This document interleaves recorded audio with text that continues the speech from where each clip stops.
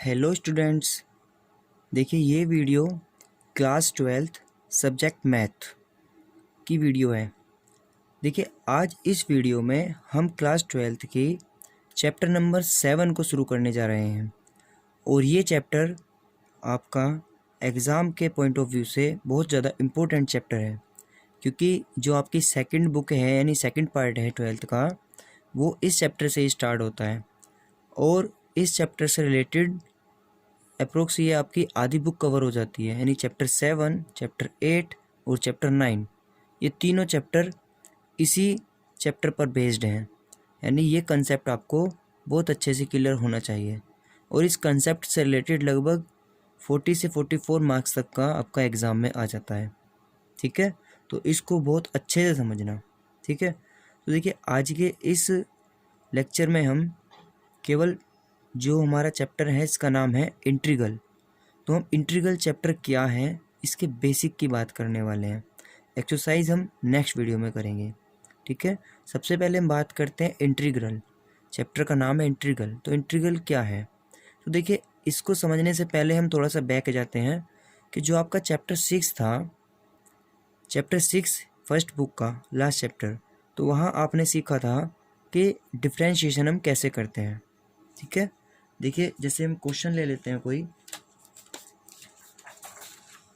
देखिए वहाँ आप क्या करते थे, वहाँ आपने किया था कि आपके पास में मान लीजिए कि कोई फंक्शन है, एक फंक्शन है आपका f x is equals to, मान लीजिएगा एक्स क्यूब, ये कोई फंक्शन है। वहाँ आप इसको वाई इज इक्वल्स टू भी कहते थे या f x is equals to कहते थे, और आपसे कहा जाता था कि find the differentiation of the function. तो वहाँ आप इसका डिफ्रेंशिएशन निकालते थे। कैसे निकालते थे कि आप इसको बोलते थे एफ डैश एक्स, और आप इसको ऐसे भी कह सकते हो कि डी डी एक्स। इसका मतलब है कि आपने इसका एक्स के रेस्पेक्ट में डिफ्रेंशिएशन किया है, यानी differentiate with respect to x. आप इसको ऐसे बोल सकते हो, differentiate with respect to x. ठीक है, तो ये क्या होता था, आपने यानी कि आपको डिफ्रेंशिएट करना है इसको आप एफ डैश एक्स सिंबल से डिनोट करते थे। तो ये क्या होता था, इसमें आप फॉर्मूला लगाते थे और ये हो जाता था 3x स्क्वायर। ठीक है, तो वहाँ आपने चैप्टर 6 में इसका डिफरेंशिएशन करना सीखा।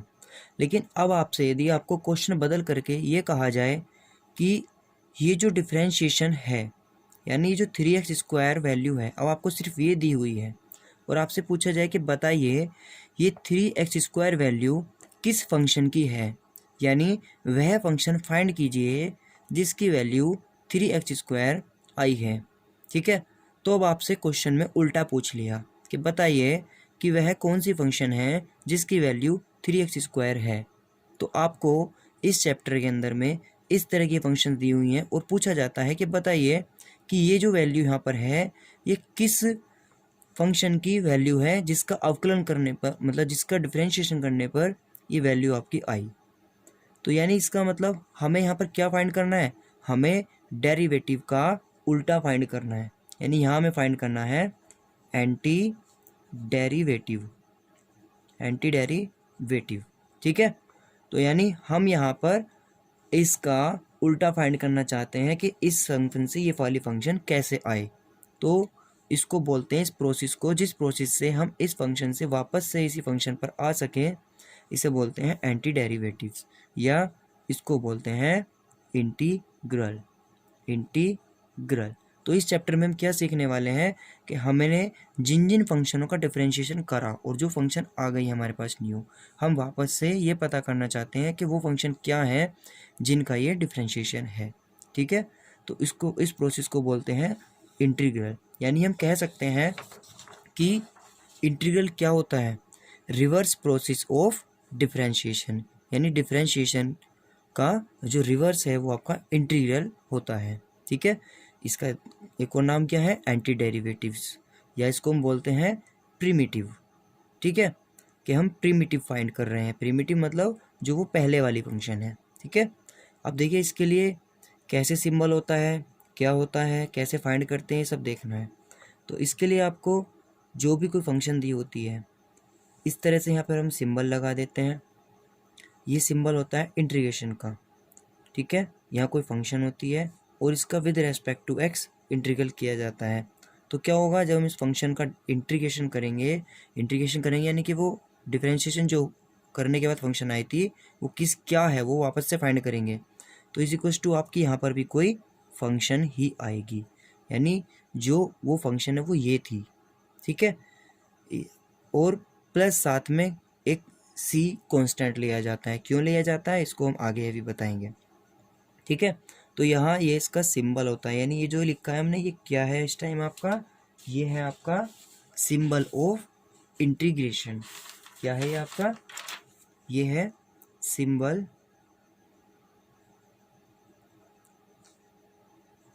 ऑफ इंटीग्रेशन, ठीक। और ये जो एफ एक्स है ये क्या है आपका, यहाँ पर एफ एक्स है, इसको बोलते हैं, इसका नाम होता है इंटीग्रैंड। इंटीग्रैंड मतलब ये वो फंक्शन है जिसका इंटीग्रेशन हम करने वाले होते हैं। और ये जो यहाँ लिखा होता है इसको बोला जाता है element of integration, element of integration. ध्यान रखना ये क्या होता है, ये बताता है किसके रेस्पेक्ट में आपको इंटीग्रेशन करना है, ठीक है। और जो यहाँ पर ये फंक्शन आपकी बन के आती है इसका नाम होता है, इसको बोला जाता है एंटी डेरिवेटिव, एंटी डेरिवेटिव, या इसका नाम होता है प्रीमिटिव, प्रीमिटिव, ठीक है। यानी जो फंक्शन आपकी वो सोल्व होने के बाद आई। और यहाँ ये जो होता है इसको बोलते हैं कॉन्स्टेंट्स, कॉन्स्टेंट्स ऑफ इंटीग्रेशन, ठीक है। ये हमारा जो इसके अंदर बेसिक्स टर्म्स हैं इनका क्या क्या नाम है, क्या क्या है, ये सब हमने इसके अंदर देखा, ठीक है। अभी हम बात करते हैं कि इंटीग्रेशन में होता क्या है। तो देखिए जैसे आपके बेसिक फॉर्मूले होते हैं, अभी हमने बात की थी कि मान लीजिए एक्स की पावर 3 है, इसका आपने डिफरेंशिएट किया, डी डी एक्स किया, तो ये आपका क्या आया था, 3x² आया था, ठीक है। अब हम क्या कह रहे हैं कि हमें जो ये फंक्शन है आपकी, यानी जो 3x² फंक्शन है इसका इंटीग्रेशन करना है, और इंटीग्रेशन करके वापस से इस x³ को लाके दिखाना है, यानी ये फंक्शन है अब हमारे पास, यानी जो हमारा f(x) है वो ये है। अब हम इसको इंटीग्रेट करेंगे, तो इंटीग्रेट करके देखो क्या आएगा।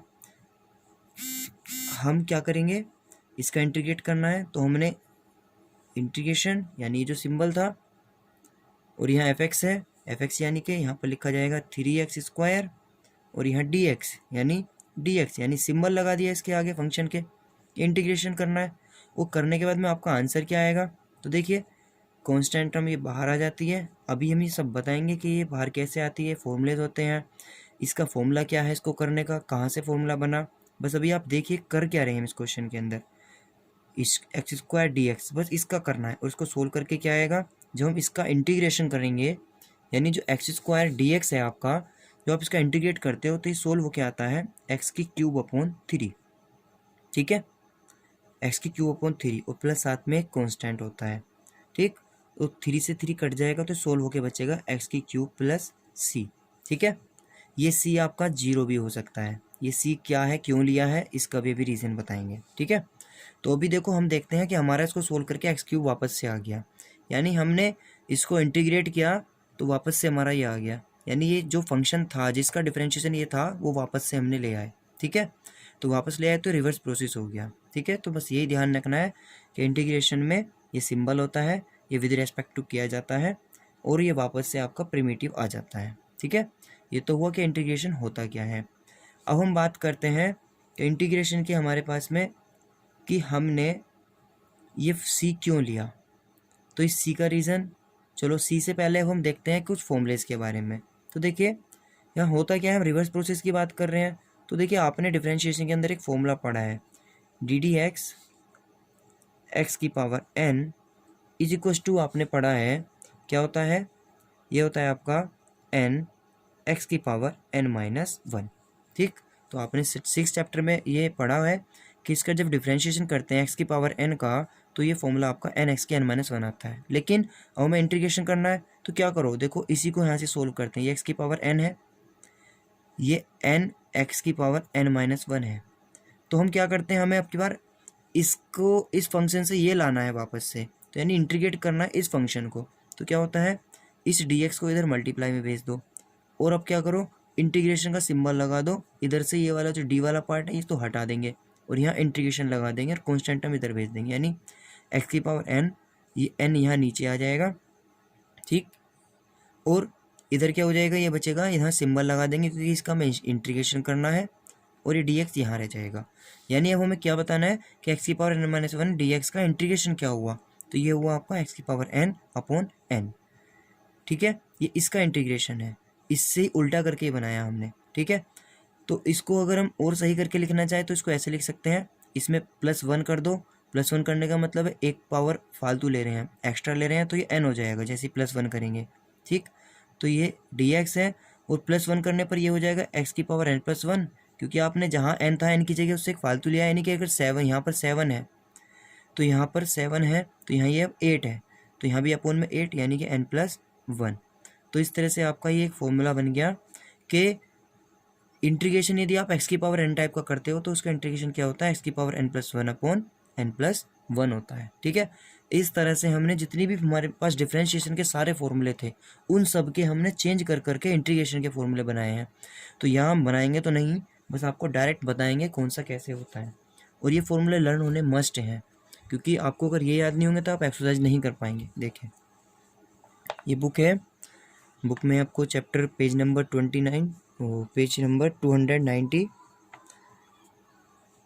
देखिए इस पर ये फॉर्मूलेस दिए हुए हैं आपको, इसको बुक में देख लेना। थोड़ा जूम कर लेते हैं,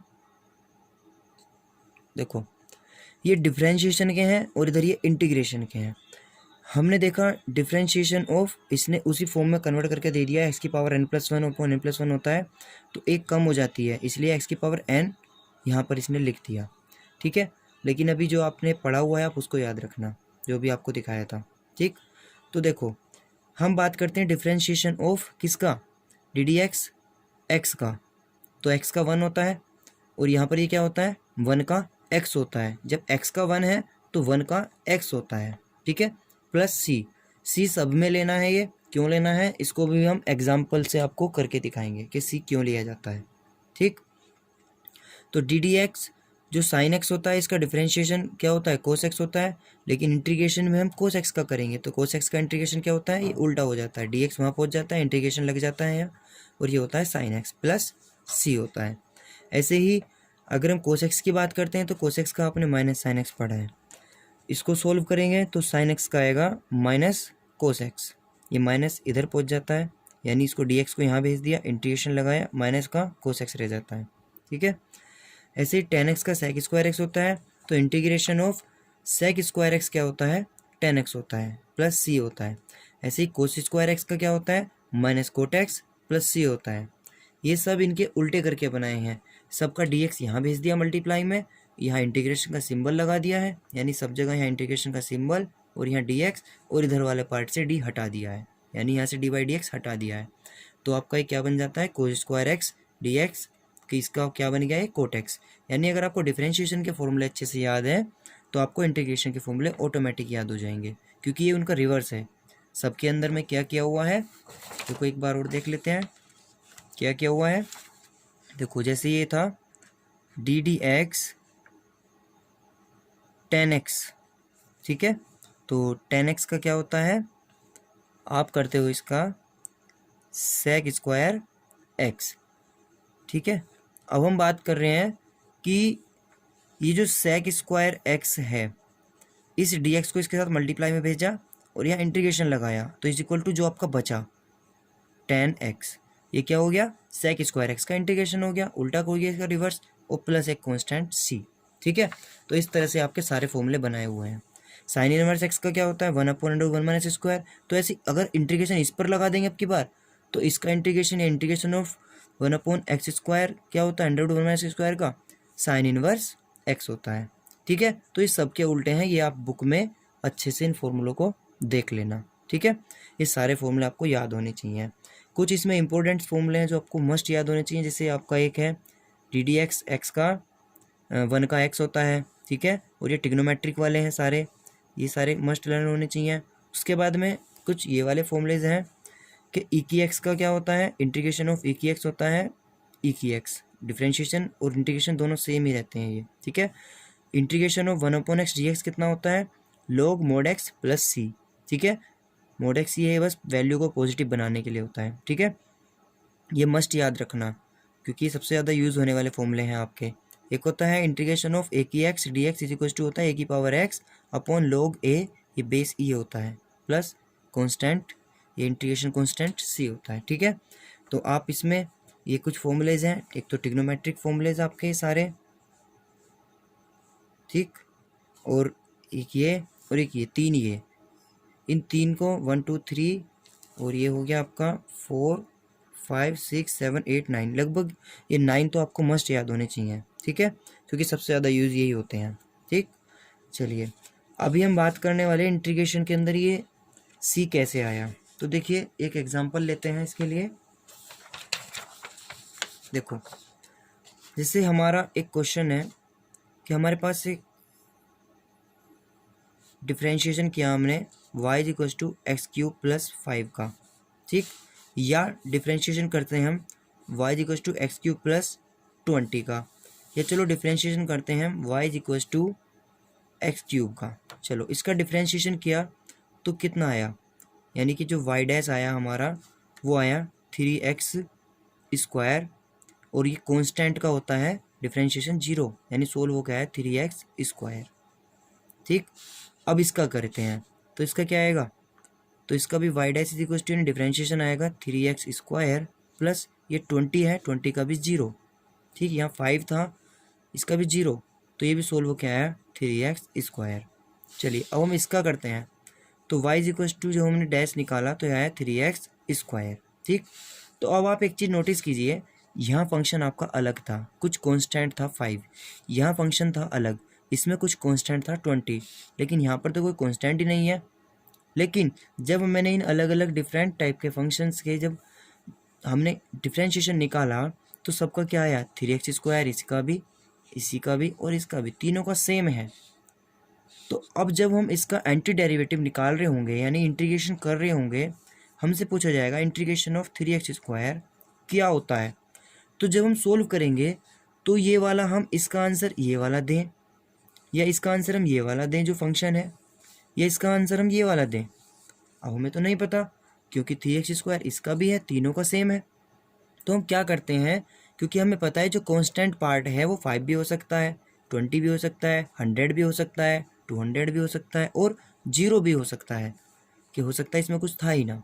तो इसलिए हम क्या करते हैं, जब एंटी डेरिवेटिव निकालते हैं तो हमें नहीं पता वो कांस्टेंट क्या है, इसलिए हम एक कांस्टेंट c लेते हैं, यानी ये 3 ऐसे ही रहता है, ये dx होता है, और इसको जब सोल्व करते हैं तो x की क्यूब अपॉन 3 और प्लस में एक कांस्टेंट c। अब यदि ये 0 होगा c की वैल्यू तो ये इस वाली फंक्शन का है, और अगर c की वैल्यू सोल्व करके 5 आती है तो ये वाली फंक्शन हो जाएगी, और अगर c की वैल्यू 20 होती तो ये वाली फंक्शन हो जाती, इसलिए हमने सिर्फ c लिखा। तो ऐसे ही हम इंटीग्रेशन में हर एक टर्म्स में इंटीग्रेट करने के बाद में c लिख देते हैं, c यानी एनी कांस्टेंट हो सकता है कुछ भी, ठीक है, और ये सोल्व करके आपका ये एक्स क्यूब प्लस सी है, ठीक है। तो इस तरह से पता चला आपको कि सी हम क्यों लेते हैं, ठीक है। अभी देखिए हमारा ये हुआ कैसे था, इसको भी देख लेते हैं। अभी हमने एक फॉर्मूला लिखा था कि इंटीग्रेशन ऑफ एक्स की power n is equal to होता है n+1 अपॉन n+1, ठीक है। तो देखिए एक्स स्क्वायर का इंटीग्रेशन जब आप करोगे तो क्या आएगा, ये आएगा कि एक्स की पावर, ये एक्स की पावर में सॉरी एक्स की पावर n यानी कि 2+1 अपॉन 2+1, ये हो गया एक्स की पावर 3 अपॉन 3, ठीक है। ये ऐसे हमने लिखा था, ठीक है, समझ में आए कहाँ से लिखा है ये। चलिए अब देखिए इस वीडियो में आज हमने इंटीग्रेशन के बारे में बेसिक सीखा कि इंटीग्रेशन क्या होता है और कैसे किया जाता है। अब आप ये फॉर्मूले लर्न करके याद रखना, नेक्स्ट वीडियो में हम इसकी एक्सरसाइज करने वाले हैं। जो हमारी ये एक्सरसाइज है, इस एक्सरसाइज को हम 7.1 को स्टार्ट करेंगे, ठीक है। तो देखिए इसमें आपको एक्सरसाइज से पहले एक चीज़ और बता देते हैं। एक होता है हमारा इंटीग्रेशन में टाइप्स ऑफ इंटीग्रेशन। तो टाइप्स ऑफ इंटीग्रेशन हमारे 2 होते हैं। कितने होते हैं? 2। ठीक। एक होता है डेफिनिट इंटीग्रेशन, एक होता है इनडेफिनिट। ठीक। तो डेफिनिट में क्या होता है और इनडेफिनिट में क्या होता है, इनका मतलब समझ लीजिएगा। डेफिनिट में आपको क्या होगा कि आपको लिमिट्स दी हुई होंगी, ठीक है, इस तरह से इसका सिंबल होगा। और इनडेफिनिट में क्या होगा, सिर्फ फंक्शन होगा और इंटीग्रेशन होगा, यानी यहाँ पर सोल्व करने के बाद में आपको एक फंक्शन ही मिलेगा। लेकिन डेफिनिट में आपको एक वैल्यू सोल्व होकर के वैल्यू मिल जाती है। इसको बोलते हैं अपर लिमिट और इसको बोलते हैं लोअर लिमिट।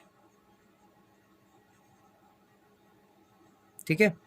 यहाँ पर सोल्व करके एक वैल्यू मिलती है, डेफिनिट होता है, फिक्स होता है, इस पर फिक्स वैल्यू फाइंड होती है और यहाँ पर एक फंक्शन ही मिलता है आपको सोल्व करने पर। ठीक है। तो ध्यान रखना, अभी जो हम स्टडी करने वाले हैं केवल इनडेफिनिट इंटीग्रल की करने वाले हैं। ठीक है। और उसके बाद में इस चैप्टर में लास्ट में जाकर के हम डेफिनिट को भी देखेंगे। ठीक है। चलिए, okay, thank you. Next video में एक्सरसाइज करेंगे।